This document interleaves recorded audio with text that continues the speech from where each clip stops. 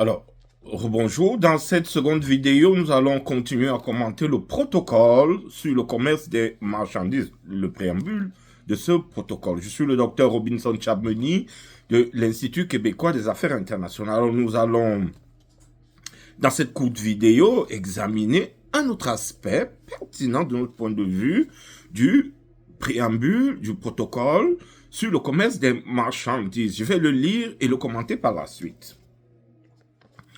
Résolu à renforcer la compétitivité au niveau de l'industrie et de l'entreprise en exploitant les possibilités offertes par les économies d'échelle, l'accès au marché et une meilleure affectation des ressources. Alors, cet alinéa se considérant, cet élément a pour objectif d'assurer la compétitivité des entreprises africaines.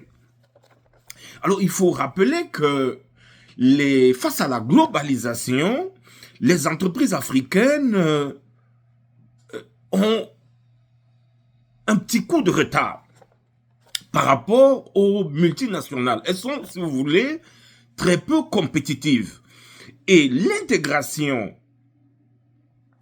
des marchés africains, la ZLECAf, la libéralisation du commerce, et notamment du commerce des marchandises sur le continent africain, permettra certainement, a pour objectif tout au moins, de permettre la compétitivité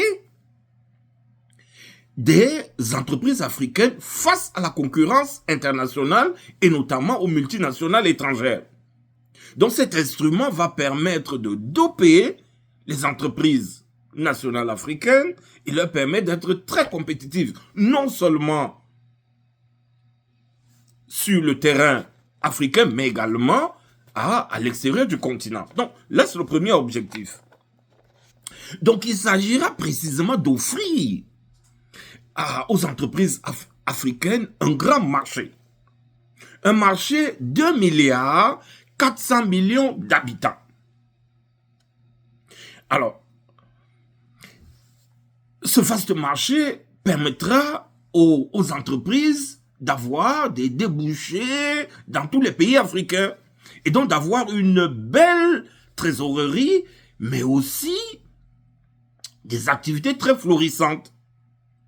Ce qui leur permettra, et c'est le troisième point, de fournir des économies d'échelle. Cela signifie que ces entreprises, parce qu'elles ont un vaste marché, elles vont augmenter la production des marchandises et de manière... et à l'opposé, elles vont diminuer le coût de production des mêmes marchandises. Alors tout ceci va permettre d'assurer, d'accroître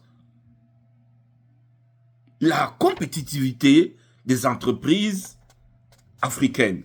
Et c'est là l'un des objectifs phares du protocole sur le commerce des marchandises.